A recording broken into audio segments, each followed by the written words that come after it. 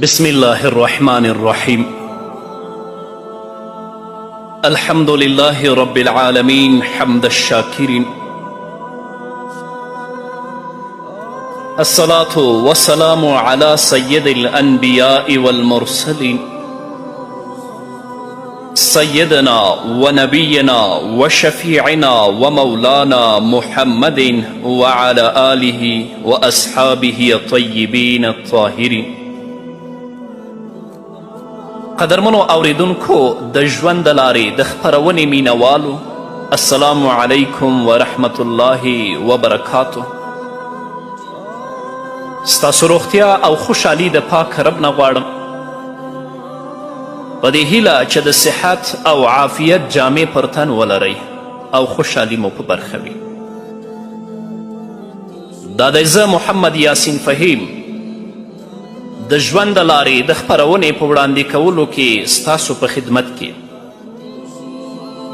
زموږ د نن ورځې د خپرونې موضوع بیا هم ژوند د نبوي لارښوونو په رڼا کې.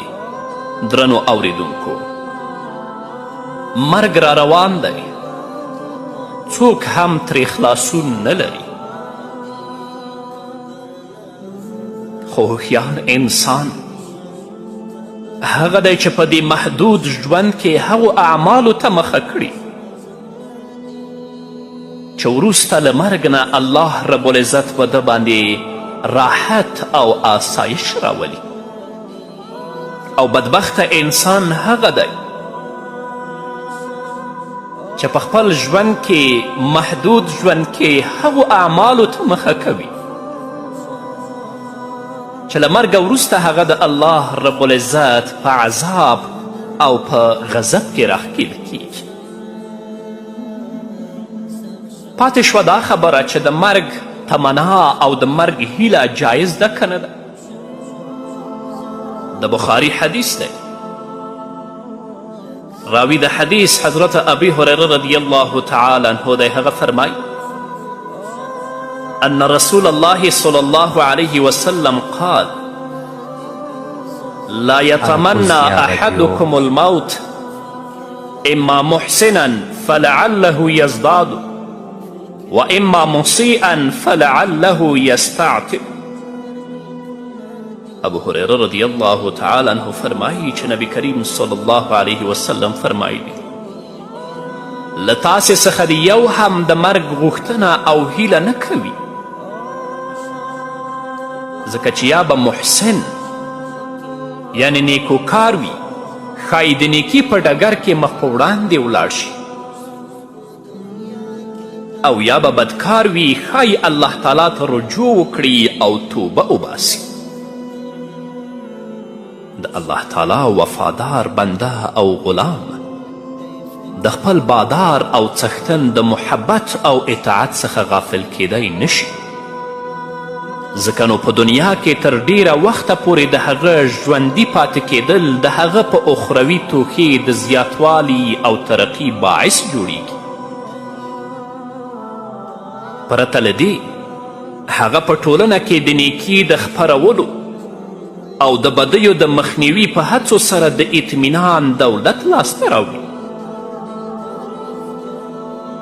د گناهونو په سوري کې د ژوند تیرونکي انسان څخه دا تمه کیدی شي چې د زړه نازکه شیشه یې د ګناه د ډبرې سره ټکر وکړي او د الله په لورې راوګرځي، او هغه ته د الله په دربار کې د پښیمانتیا د اوښکو تویولو توفیق په برخه شي او خپلې غلطي پرېږدي او د خپل ناراضه مالک په راضي کولو بریالی شي.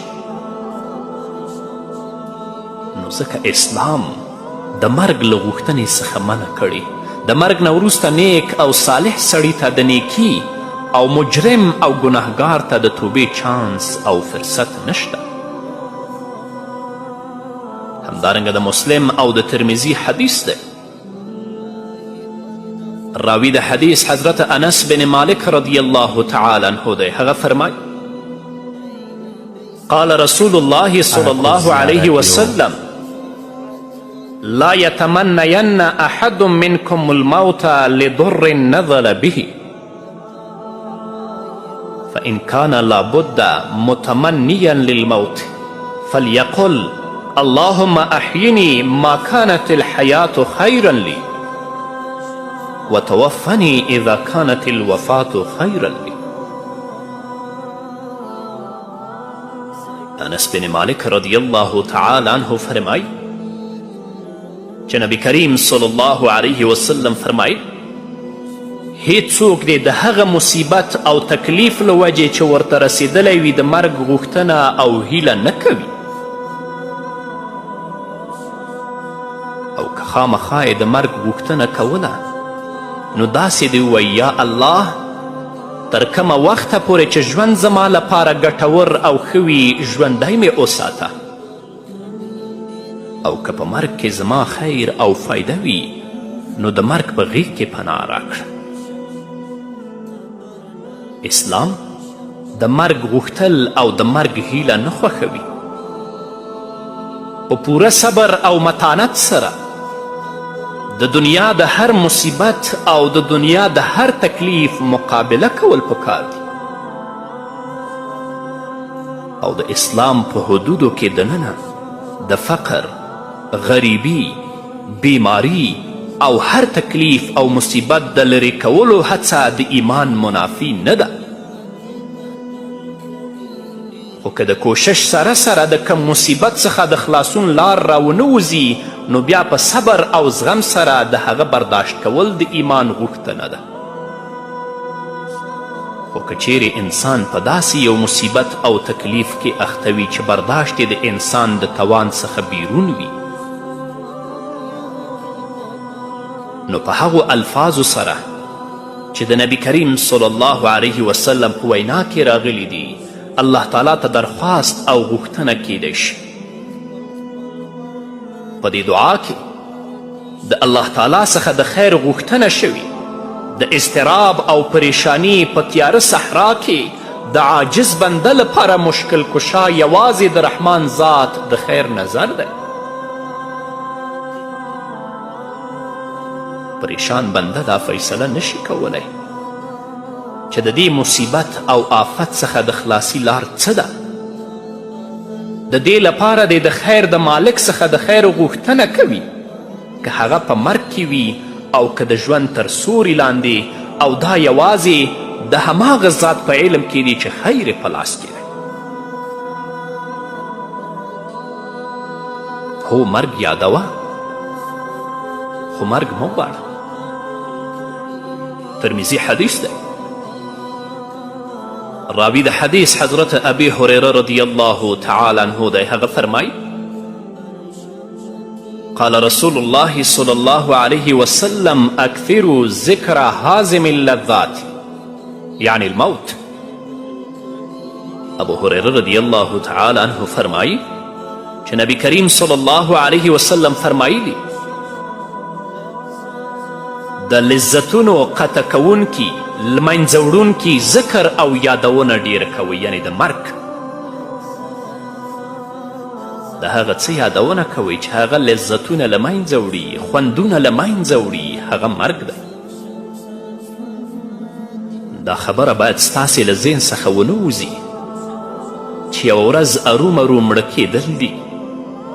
ښځه، اولاد، مال او دولت، کاروبار او تجارت، هر څه پرېښودل او خالی لاس ورڅخه تلل دي. د دنیا نعمتونه او خوندونه او زړه راښکونکي مناظر به پرېښودل، ترکول او د قبر وحشتناکې غیږې ته به رسېدل وي. د مرګ بېرحمه او نااشنا توره به ډیر ژر ستاسې له وسایلو او شیانو څخه لرې او جدا کړي چې تاسې د خپلې هوساینې لذت او آرام لپاره جمع کوئ. کله چې ځان ته اوسئ باید د مرګ احساس در سره وي، او کله چې د خلکو په منځ کې اوسئ هغوی ته هم ور یادوئ. په دې کې هیڅ شک نشته چې انسان مړ شي نو د دنیا د مادي او جسمانی راحتونو او خوندونو څخه لاس په سر شي. د مرګ د ډیر او بیا بیا یادولو تر ټولو لویه فایده دا ده چې انسان د بېمهاره حیوان په څیر له کنترول څخه نوځي، په زړه کې د الله ویره او خوف پیدا کیږي او په نیغه او مستقیمه لار ورته تګ آسانیږي. مرګ یادوئ خو نیک اعمال کوئ، ځکه ستاسو له مرګ نه وروسته تاسو سره ستاسو یوازې نیک اعمال باقی پاتې کیږي او بس. د بخاري او د ترمذي حدیث دی. راوی د حدیث حضرت انس بن مالک رضی الله تعالی عنه دی. هغه فرمایي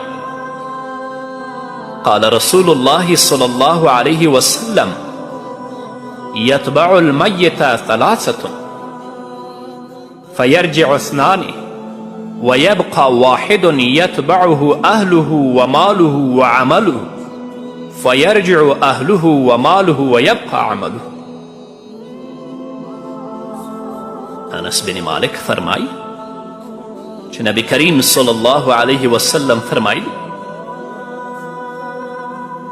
د مړي سره تر قبره پورې درې شیان ځي، دوه بیرته راځي او یو پاتې کیږي. د مړي سره د هغه اهل و عیال، مال او دولت او عمل تر قبره پورې ځي. یعنی مړي سره د هغه اهل، خپلوان او کورنۍ، همدارنګه مال او دولت او عمل تر قبره پورې ځي. اهل و عیال او مال و دولت یې ورڅخه راګرځي او عمل یې ورسره پاتې کیږي. د مرګ نه وروسته مړی تیار او کفن کړی شي، جنازه ښه په دبدبه او درس کې له کوره ووځي. بیا د هغه د تدفین او ښخولو مرحله راځي. قبر او لحد تیاریږي. خپل خپلوان یې له اوښکو ډکو سترګو سره خاورو ته سپاري. د هغه پریښي ټول مال او جایداد باندې د هغه وارثان قبضه کوي، تر دې چې د هغه په لاس کړی ساعت او په ګوته کړې ګوتمه هم ورڅخه اخیستل کیږي. دا د هغه د شخصي ملکیت حال دی چې د جمع کړي مال او دولت یوه پیسه هم د خپل مالک سره نه ځي. راځئ اوس د هغو خپلوانو حال ووینئ چې د سره په وینه کې شریک وي. آیا کومه مور د خپل مړ زوی چې د هغه د زړه ټوټه ده د سره قبر ته تلو ته تیاره او چمتو ده؟ د مړي ښځه، اولاد، ورونه یو هم د مړي سره قبر ته د تلو لپاره تیار نه دي. د هغه مهربانه پلار چې د سترګو یخوالی د ګران زوی په لیدو کې وه، اوس دې ته هیڅکله تیار نه دی چې د زوی تر څنګ په قبر کې ورسره څملي. نو ای آخرت ته تلونکیه، ای د آخرت مسافره، د خپل عمل پرته بل هیڅ شی تا سره نسی، که ښه وي که بد. بس یوازې همدا عمل ستا ملګری او وفادار دوست دی چې په هیڅ حال او وخت کې له تا څخه نه جدا کیږي. په ژوند کې چې تا کم ډول سرمایه جمع کوله، د هغې پایلې او طبیعي اثرات به په برزخي او اخروي ژوند کې د دوست او دښمن په توګه ستا تعاقب کوي. الله دې موږ ته په دنیا کې د نیکو اعمالو توفیق راکړي، تر څو الله رب العزت په برزخي ژوند کې په موږ باندې رحم وکړي. په همدې هیله قدرمنو اوریدونکو نور به واورو، خو د یوې دمې نه وروسته. قدرمنو اوریدونکو بیا هم زموږ سلامونه ومنئ. همدارنګه نبی کریم صلی الله علیه وسلم فرمایي چې تاسې د مړي په ښخولو کې تاخیر مه کوئ. د مسلم او د بخاري حدیث دی. راوی د حدیث حضرت ابی هریره رضی الله تعالی عنه دی. هغه فرمایي سمعت رسول الله صلی الله علیه وسلم یقول اسرعوا بالجنازة فإن كانت صالحة قربتموها إلى الخير وإن كانت غير ذلك كان شرا تضعونه عن رقابكم. ابو هریره رضی الله تعالی عنه فرمای ما د نبی کریم صلی الله علیه وسلم څخه داسې اوریدلی چې نبی کریم صلی الله علیه وسلم به فرمایل جنازه زر ښه کوئ یعنی تاخیر پکې مه کوئ. که هغه مړی نیک وي نو په ښخولو سره یې خیر ته نږدې کوئ، او که هغه مړی بد انسان او شریر انسان وي نو په دفن کولو سره د خپلو اوږو څخه لرې کوئ او د یو لوی مصیبت څخه نجات مومئ. مطلب دا دی چې د مړي په ښخولو کې باید هیڅ تاخیر ونشي. د نیک او وفادار انسان په قبر کې ښه استقبال کیږي، هغه د خپلو نیکو عملونو ښه بدله مومي. نو د هغه نیک مړي د مفاد او ښېګڼې غوښتنه او تقاضا دا ده چې هغه زر تر زره د برزخ احاطې ته داخل کړی شي. البته د الله تعالی څخه باغي او سرکش انسان، هغه چې ټول ژوند د خپل آقا او بادار په نافرمانی او بغاوت کې تیر کړی، هغه چې د الله تعالی په ځمکه د الله ورکړی رزق او روزي خوړله او د هغه سره سره د الله د احکامو پورې استهزا کوله او ملنډې پرې وهلې. هغه داسې یو شریر او ناکاره موجود دی چې څومره زرې بار ستاسې له اوږو سپک شي هغومره بهتره ده، تر څو د خپلې نمک حرامي د سزا د لیدلو لپاره د دوزخ دروازې ته ورټیل وهل شي او د ځمکې خلک د هغه د وبحال او غم څخه خلاص او بېغمه شي.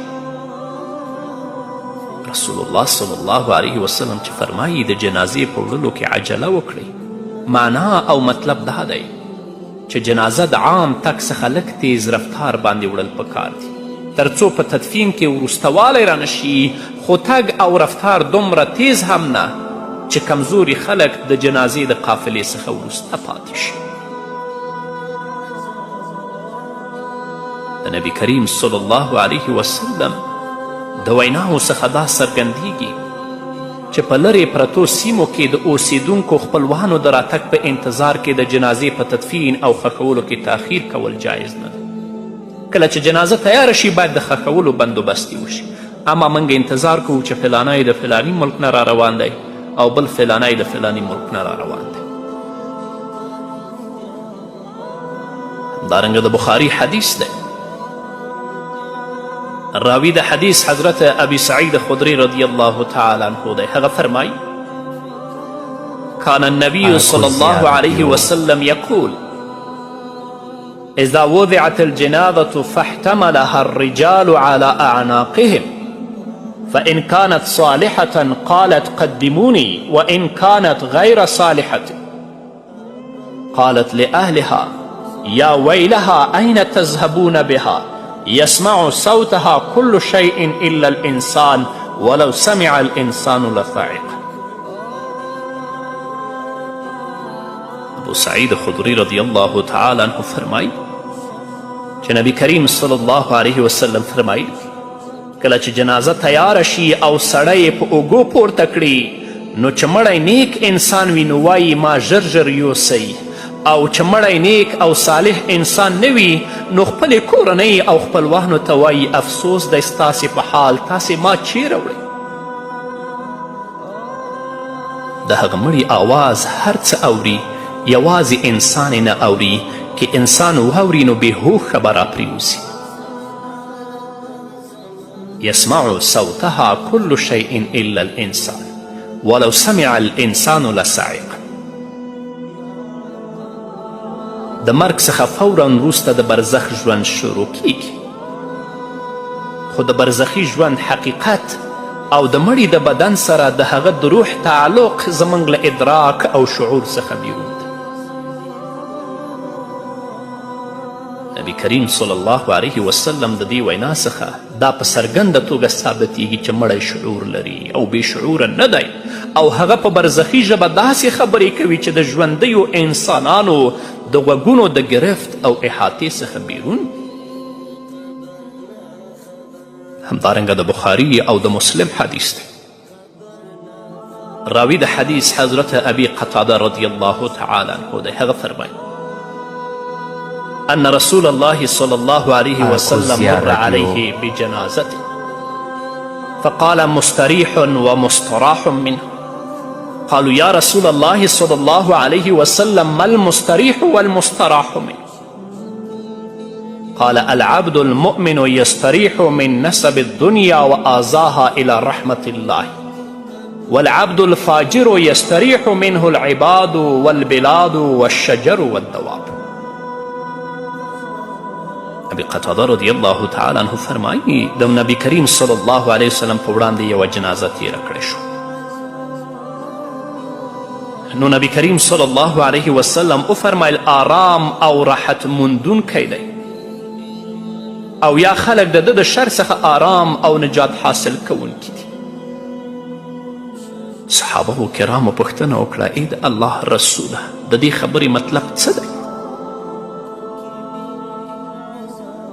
نبی کریم صلی الله علیه وسلم وفرمیل مؤمن انسان د مرګ څخه وروسته د دنیا د تکلیفونو او مصیبتونو څخه راحت محسوسوي او د الله تعالی رحمت هغه په خپله غېږ کې اخلي، او د نافرمانه او باغي انسان په مرګ انسانان، ښارونه، ونې، بوټي او حتی حیوانات د آرام او راحت احساس کوي. دې مطلب دا دی چې مړه کیدونکي په دوه قسمه دي. یو مؤمن چې په دنیاوي ژوند کې د ډیرو مصیبتونو، غمونو او کړاوونو سره مخامخ کیږي،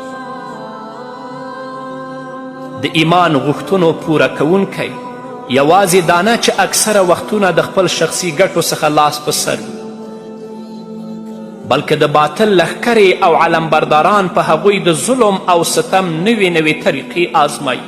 کله چې دا مؤمن بندگان د غمونو د دې دنیا څخه رخصت شي، نو د غمونو او کړاوونو ټولې سیلۍ ختمې شي او د رحمان خدای کرم نوازي هغه ته د خپل رحمت په غېږ کې ځای ورکوي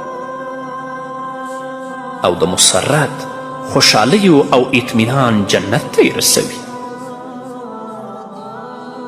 دویم د الله څخه د باغي او نافرمانه انسانانو د کړو وړو په اساس د الله د بندگانو عزت او ابرو تر پښو لاندې کیږي، د هغوی حقوق تاراج کیږي، د هغوی په مال او جایداد ناجایزې قبضې کیږي، د بېګناه انسانانو وینې ناحقه تویږي، د لوی ظالمانو او بدماشانو د ظلمونو او تیریو څخه خو د ملتونو او ملکونو ژوند هم په جهنم بدلیږي، د هغوی د ظلم او بېعدالتي څخه ځمکه په لرزه راځي، او کله خو د هغوی د بغاوت او نافرمانیو سیلاب د رحمت د باران څخه د محرومي سبب جوړیږي. د داسې خلکو په مرګ د الله بندگانو او نورو مخلوقاتو ته آرام او سکون حاصلیږي. الله دې د داسې مفسدینو، ظالمانو او جابرانو په مرګ سره موږ ته سکون او اطمینان راکړي. په همدې هیله قدرمنو اوریدونکو، دا وه زموږ د نن ورځې خپرونه چې ستاسو درانه حضور ته وړاندې شوه. تر بلې خپرونې پورې چې زه بیا هم ستاسو درانه حضور ته راځم، تاسو ټول په لوی او بخونکي الله سپارم. پاتې ژوند مو نیکمرغه، ښاد، بریالي او کامیاب اوسئ.